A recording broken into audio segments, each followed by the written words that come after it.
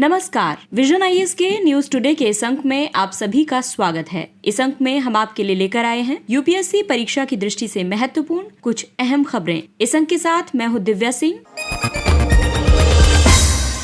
संयुक्त राष्ट्र सुरक्षा परिषद आतंकवाद रोधी समिति ने दिल्ली घोषणा पत्र को अपनाया और बात करेंगे भारत में काले जादू और अंधविश्वास के बारे में। व्यवसायिक निम्न भू कक्षा अर्थव्यवस्था का विकास किया गया। भारत और खाड़ी सहयोग परिषद समूह अगले महीने मुक्त व्यापार समझौते पर वार्ता शुरू कर सकते हैं। प्रधानमंत्री ने गुजरात के वडोदरा में C-295 परिवहन विमान निर्माण संयंत्र की आधारशिला रखी और भारत का 33वां हाथी रिजर्व उत्तर प्रदेश में स्थापित किया जाएगा। और आइए अब खबरों पर विस्तार से चर्चा करते हैं।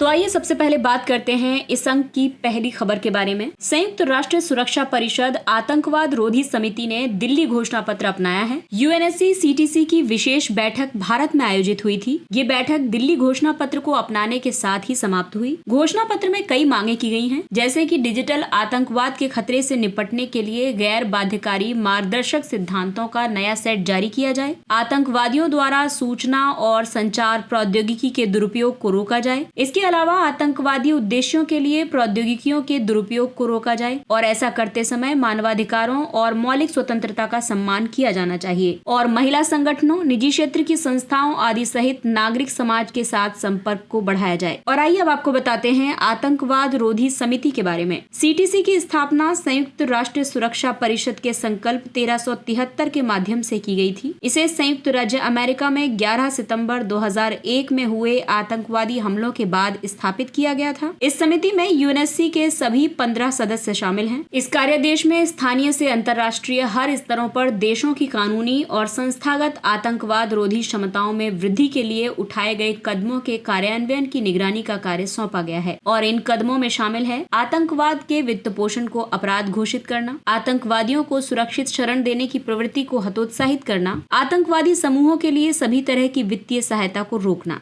संकल्प 1535 के तहत आतंकवाद रोधी समिति कार्यकारी निदेशालय की स्थापना की गई थी। ये CTC के काम में सहायता प्रदान करता है।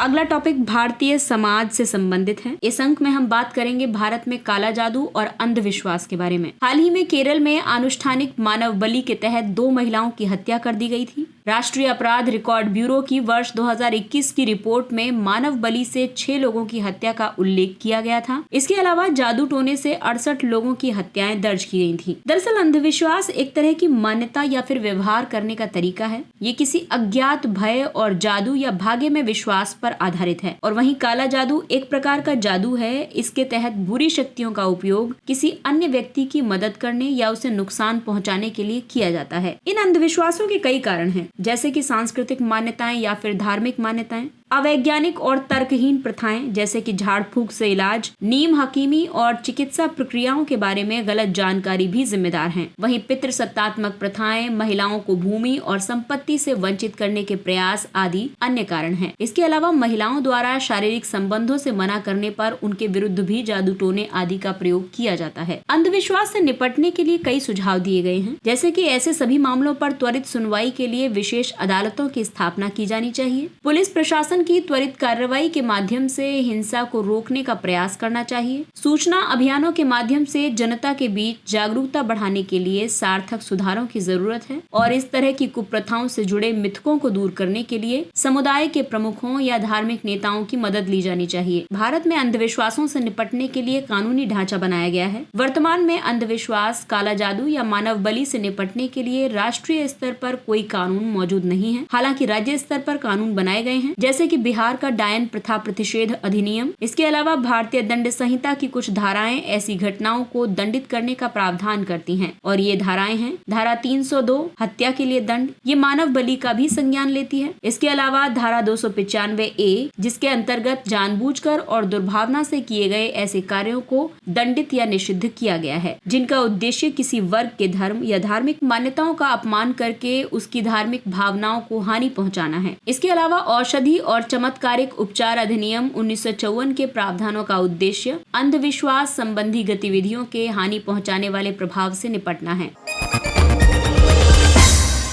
अगली खबर अंतरिक्ष क्षेत्र से संबंधित है। व्यावसायिक निम्न भूकक्षा अर्थव्यवस्था का विकास। हाल ही में वन वेव ने 36 उपग्रहों को लियो में प्रक्षेपित किया है। इन उपग्रहों का प्रक्षेपण भारतीय अंतरिक्ष अनुसंधान संगठन इसरो के श्रीहरिकोटा स्थित प्रक्षेपण केंद्र से किया गया था। दरअसल लियो पृथ्वी से 1000 किलोमीटर से कम की ऊंचाई पर पृथ्वी की एक कक्षा है। हालांकि इसकी ऊंचाई 160 किलोमीटर जितनी कम भी हो सकती है। कक्षा वो वक्रीय पथ है जिस पर अंतरिक्ष में कोई भी पिंड जैसे कि तारा, ग्रह, चंद्रमा, क्षुद्र ग्रह या अंतरिक्ष यान गुरुत्वाकर्षण की वजह से किसी अन्य पिंड के चारों ओर परिक्रमा करता है। लियो में मौजूद पिंडों पर वायुमंडलीय खिंचाव का प्रभाव भी होता है और ऐसा इसलिए होता है क्योंकि वे पृथ्वी के वायुमंडल की ऊपरी परतों, विशेष रूप से तापमंडल के भीतर रहते हैं। लियो का महत्व इसलिए भी है क्योंकि लियो में गतिमान उपग्रहों के पास अन्य कक्षाओं की तुलना में अधिक मार्ग उपलब्ध होते हैं। इसका उपयोग उपग्रह से चित्र लेने के लिए किया जाता है क्योंकि पृथ्वी की सतह के निकट होने के कारण हाई रिजोल्यूशन तस्वीर प्राप्त की जा सकती है। इस कक्षा का उपयोग अंतर्राष्ट्रीय अंतरिक्ष स्टेशन के लिए भी किया जाता है। इसका कारण ये है कि अंतरिक्ष यात्रियों के लिए यहाँ आने में या फिर यहाँ से जाने में कम दूरी तय करनी पड़ती है और इससे अंतरिक्ष यात्रा आसान हो जाती है। हालांकि इसमें कई चुनौतियां भी हैं क्योंकि लियो में मौजूद कोई अकेला उपग्रह दूरसंचार जैसे कार्यों के लिए कम उपयोगी होता है क्योंकि वो अंतरिक्ष में बड़ी तेजी से चक्कर लगाता है। इसके अलावा लियो में अंतरिक्ष मलबे की मात्रा बहुत ज्यादा बढ़ती जा रही है। पृथ्वी से बढ़ती दूरी के साथ कक्षाओं का विभाजन किया गया है। तो सबसे पहले हम बात करते हैं भू स्थिर कक्षा यानी जियो की। इस कक्षा में उपग्रह पृथ्वी के घूर्णन की तरह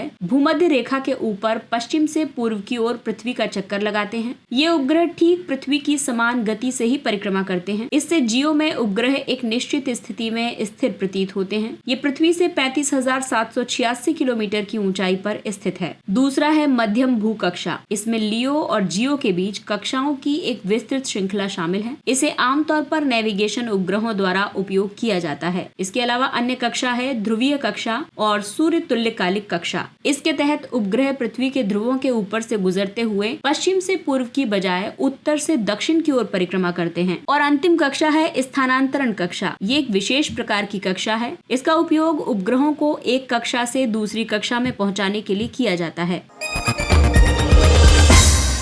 अगला टॉपिक है भारत और खाड़ी सहयोग परिषद समूह अगले महीने मुक्त व्यापार समझौते पर वार्ता शुरू कर सकते हैं। जेसीसी 6 देशों का संघ है जिसमें कि सऊदी अरब, संयुक्त अरब अमीरात, कतर, कुवैत, ओमान और बहरीन शामिल है। इसका मुख्यालय सऊदी अरब के रियाद में स्थित है। इसका मूल उद्देश्य सभी क्षेत्रों में सदस्य देशों के बीच समन्वय, एकीकरण और अंतर संबंध को बढ़ावा देना है। भारत मई 2022 में संयुक्त अरब अमीरात के साथ पहले ही FTA लागू कर चुका है। भारत और GCC के संबंधों की बात करें तो खाड़ी देशों के साथ भारत के सदियों पुराने संबंध हैं। तब भारतीय नाविक, भारतीय बुद्धिजीवी आदि हिंद महासागर की यात्रा किया करते थे। भारत और GCC के व्यापार और निवेश की बात करें तो द्विपक्षीय व्यापार वर्ष 2020-21 के 87.4 बिलियन अमेरिकी डॉलर से बढ़कर वर्ष 2021-22 में 154.73 बिलियन अमेरिकी डॉलर का हो गया था। वहीं भारत और GCC ने वर्ष 2004 में आर्थिक सहयोग बढ़ाने और विकसित करने के लिए एक फ्रेमवर्क समझौते पर हस्ताक्षर किए थे। साथ ही तेल और गैस आयात की बात करें तो भारत के लिए सऊदी अरब और संयुक्त अरब अमीरात कच्चे तेल के आयात के प्रमुख स्रोत हैं और प्रवासी समुदायों के मामले में GCC देशों में लगभग 6.5 मिलियन भारतीय रहते हैं। भारत के लिए GCC का महत्व इसलिए भी है क्योंकि भारत की ऊर्जा आवश्यकताओं के लिए ये संगठन बहुत अधिक महत्व रखता है। ये भारतीय उत्पादों के लिए एक बड़ा बाजार भी है। संयुक्त अरब अमीरात भारत का तीसरा सबसे बड़ा व्यापारिक भागीदार है। इस समूह के देश भारत में विप्रेषण के सतत स्रोत हैं। इसलिए इस क्षेत्र में राजनीतिक स्थिरता और सुरक्षा के लिए इनका सहयोग जरूरी है। प्रधानमंत्री ने गुजरात के वडोदरा में C-295 विमान का उपयोग भारतीय वायुसेना द्वारा किया जाएगा। इसका निर्माण टाटा एयरबस कंसोर्टियम कर रहा है। ये अपनी तरह की एक पहली योजना है जिसमें भारत में एक सैन्य विमान का निर्माण निजी कंपनी कर रही है और ये भी पहली बार है कि C-295 विमान यूरोप के बाहर निर्मित किए जाएंगे। C-295 5 से 10 टन क्षमता वाला परिवहन विमान है। इसका इस्तेमाल त्वरित कार्रवाई तथा सैनिकों और कार्गो की पैरा ड्रॉपिंग के लिए किया जा सकता है। ये भारतीय वायुसेना के पुराने एवरो 748 विमानों की जगह लेगा। इन विमानों को 1960 के दशक की शुरुआत में वायुसेना में शामिल किया गया था। प्रधानमंत्री ने इस बात को रेखांकित किया है कि ये विमान निर्माण संयंत्र विमानन क्षेत्र से आत्मनिर्भर बनने की दिशा में एक बड़ा कदम है। विमानन क्षेत्र को बढ़ावा देने के लिए और भी कई पहलें आरंभ की गई हैं, जैसे कि राष्ट्रीय नागर विमानन नीति 2016 की घोषणा की गई है। इसके तहत कई योजनाएं शामिल की गई, जैसे कि उड़े देश का आम नागरिक यानी उड़ान योजना। ये मौजूदा अप्रयुक्त हवाई पट्टियों और हवाई अड्डों को फिर से चालू करके सेवा से वंचित और बहुत कम सेवा प्राप्त हवाई अड्डों को कनेक्टिविटी प्रदान करने के लिए शुरू की गई थी। भारतीय विमानपत्तन प्राधिकरण ने अपने 8 हवाई अड्डों को लंबी अवधि की लीज पर दिया है। ये हवाई अड्डे संचालन, प्रबंधन और विकास के लिए सार्वजनिक निजी भागीदारी के माध्यम से लीज पर दिए गए हैं। नागर विमानन मंत्रालय ने रखरखाव, मरम्मत और जीर्णोद्धार सेवाओं के लिए खुली निविदाओं के माध्यम से भूमि को पट्टे पर देने की घोषणा की है। भारत में नागर विमानन क्षेत्र विश्व का तीसरा सबसे बड़ा घरेलू विमानन बाजार बन गया है और ये उम्मीद की जा रही है कि भारत अपने हवाई अड्डों की क्षमता के माध्यम से वर्ष 2023 तक वार्षिक 1 अरब यात्राओं का संचालन करने में सक्षम होगा। भारतीय विमानन उद्योग में निजी एयरलाइनों का वर्चस्व है। इनमें कम लागत वाले एयर कैरियर शामिल हैं। इससे हवाई यात्रा वहनीय हो गई है।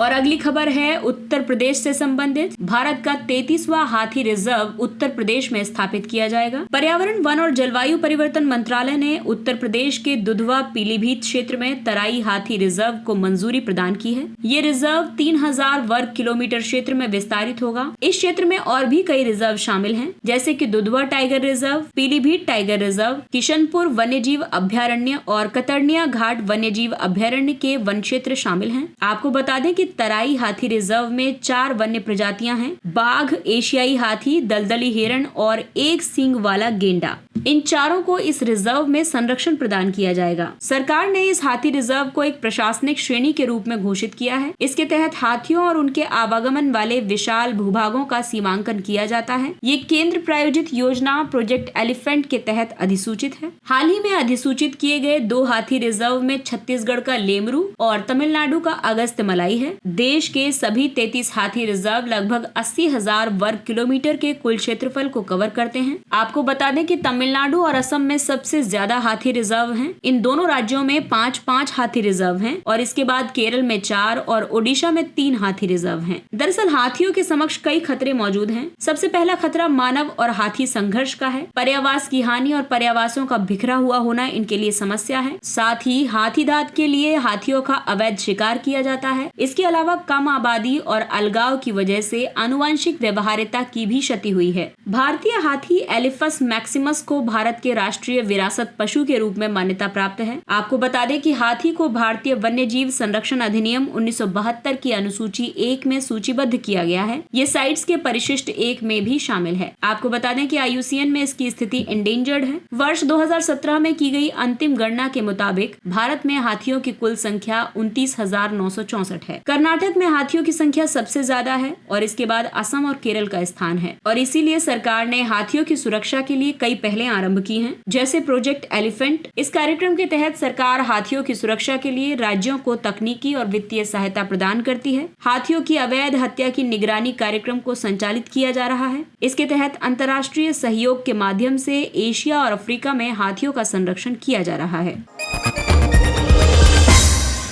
और आइए बात करते हैं कुछ संक्षिप्त लेकिन महत्वपूर्ण खबरों के बारे में। प्रथम संविधान संशोधन अधिनियम 1951। हाल ही में उच्चतम न्यायालय ने प्रथम संविधान संशोधन को चुनौती देने वाली याचिका पर सुनवाई को मंजूरी प्रदान की है। दरअसल प्रथम संविधान संशोधन अधिनियम 1951 के तहत संविधान में कुछ संशोधन किए गए थे। इसके तहत अनुच्छेद 19 में संशोधन किया गया था और इस अनुच्छेद में उन आधारों का विस्तार करने के लिए संशोधन हुआ था जिनके अंतर्गत राज्य अभिव्यक्ति की स्वतंत्रता को प्रतिबंधित कर सकता है और इन आधारों में शामिल है भारत की संप्रभुता और अखंडता, राज्य की सुरक्षा आदि के हित में ऐसा किया जा सकता है। और दूसरा था अनुच्छेद 15। इस अनुच्छेद में राज्यों को अनुसूचित जातियों और अनुसूचित जनजातियों के लिए शैक्षणिक संस्थानों में सीटें आरक्षित करने की अनुमति देने के लिए संशोधन किया गया था। संविधान में 9वीं अनुसूची और अनुच्छेद 31A को जोड़ा गया था। 9वीं अनुसूची को शामिल करने का उद्देश्य कुछ कानूनों को न्यायिक समीक्षा से बचाना था।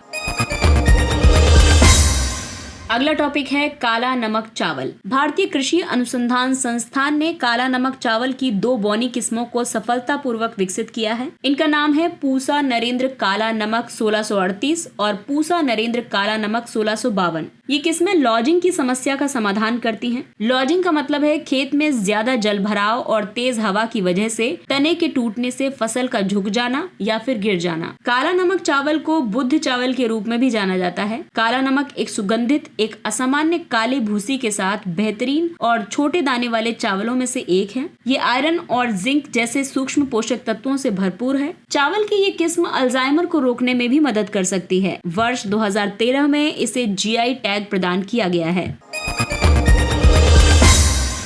Human endogenous retrovirus herbs. एक अध्ययन के मुताबिक हर्ब्स मानव जीनोम के लगभग 8% हिस्से का निर्माण करते हैं। हर्ब्स पूर्व रेट्रोवायरल संक्रमण के फुटप्रिंट को प्रदर्शित करते हैं। इन्हें जीवाश्म वायरस कहा जाता है। रेट्रोवायरस एक ऐसा वायरस है जिसमें आनुवंशिक सामग्री के रूप में डीएनए की बजाय आरएनए होता है। उदाहरण के लिए HIV वायरस। ऐसे वायरस अगली पीढ़ियों को क्रमिक पीढ़ियों से विरासत में प्राप्त होते हैं। ये भी संभव है कि इनसे कुछ पीढ़ियों को जैविक लाभ भी मिलता है। हालांकि कई हर्ब्स को कैंसर और ऑटो इम्यून जैसी बीमारियों के लिए जिम्मेदार माना जाता है।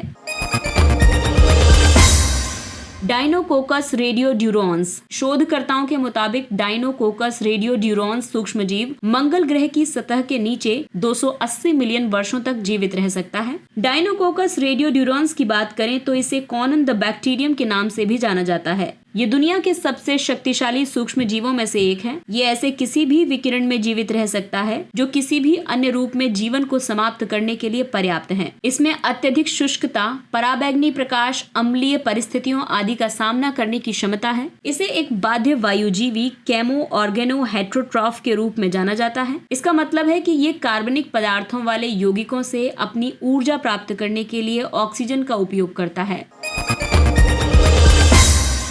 Sickle cell anaemia. भारतीय विज्ञान संस्थान बेंगलुरु के शोधकर्ताओं ने सिकल सेल एनीमिया का पता लगाने के लिए एक कम लागत वाली विधि तैयार की है। सिकल सेल एनीमिया रोग एक आनुवंशिक उत्परिवर्तन के कारण होता है। इसके कारण लाल रक्त कोशिकाओं में हीमोग्लोबिन आपस में जुड़ जाते हैं। ये आरबीसीज के आकार को प्रभावित करता है। आरबीसीज आमतौर पर गोल और लचीली होती हैं, इसलिए वे रक्त वाहिकाओं के माध्यम से आसानी से गतिशील हो जाती हैं। सिकल सेल एनीमिया में कुछ आरबीसीज सिकल यानी कि दराती या अर्धचंद्राकार हो जाती हैं। ये कठोर और चिपचिपी हो जाती हैं, जो रक्त प्रवाह को धीमा या अवरुद्ध कर सकती हैं। करक्यूमिन। शोधकर्ताओं ने मवेशियों में मेस्टाइटिस रोग के खिलाफ करक्यूमिन कंपाउंड द्वारा प्रतिरक्षा बढ़ाने की क्षमता को मान्यता प्रदान की है। मेस्टाइटिस एक ऐसी बीमारी है जो दुधारू पशुओं की स्तन ग्रंथि और थन उत्तक में गंभीर सूजन का कारण बनती है। करक्यूमिन करकुमा लोंगा पौधे से अलग किया गया एक वर्णक है। इसे आमतौर पर हल्दी के रूप में जाना जाता है। इसमें कई प्रकार के औषधीय गुण होते हैं। हल्दी अदरक परिवार का एक प्रकंद यानी राइजोमेटस है। ये शाकीय 12मासी पौधा है। ये एक शक्तिशाली प्रति ऑक्सीकारक एजेंट और मुक्त प्रबल सफाई करता है। इसमें सूजन को कम करने के गुण पाए जाते हैं। और आइए अब बात करते हैं सुर्खियों में रहे स्थलों के बारे में। फिलीपींस की राजधानी मनीला है। हाल ही में फिलीपींस में नलगे नामक तूफान की वजह से आकस्मिक बाढ़ और भूस्खलन की घटना दर्ज की गई है। इसमें दर्जनों लोग मारे गए हैं। फिलीपींस दक्षिण पूर्व एशिया में स्थित एक द्वीप समूह राष्ट्र है। इसमें 7,000 से ज्यादा द्वीप हैं। ये दक्षिण चीन सागर, फिलीपींस सागर, सिलिप सागर और सुलू सागर से घिरा हुआ है। इसकी तटरेखा दुनिया में 5वीं सबसे बड़ी तटरेखा है। ये इंडोनेशिया, चीन, जापान, पलाऊ, मलेशिया, वियतनाम और ताइवान के साथ अपनी समुद्री सीमा साझा करता है। ये किसी भी देश के साथ भूमि सीमा साझा नहीं करता है। फिलीपींस का उच्चतम बिंदु है माउंट एपो और सबसे गहरा बिंदु है फिलीपीन ट्रेंच की गैलाथिया गहराई या एमडेन डीप। इसके साथ ही ये अंक समाप्त होता है। अगले अंक में फिर मुलाकात होगी कुछ अन्य महत्वपूर्ण खबरों के साथ। तब तक अपना ख्याल रखिए, सुरक्षित दूरी बनाए रखिए, मास्क पहनिए, हाथ और चेहरा साफ रखिए, क्योंकि कोरोना अभी पूरी तरह से समाप्त नहीं हुआ है। इसलिए अपनों का और अपना विशेष ध्यान रखें। और अगर आपको हमारा कंटेंट पसंद आ रहा है तो इसे लाइक, सब्सक्राइब और शेयर करें। इसके साथ ही विजन IAS की पूरी टीम आपसे इजाजत लेती है। नमस्कार। Thank you for listening.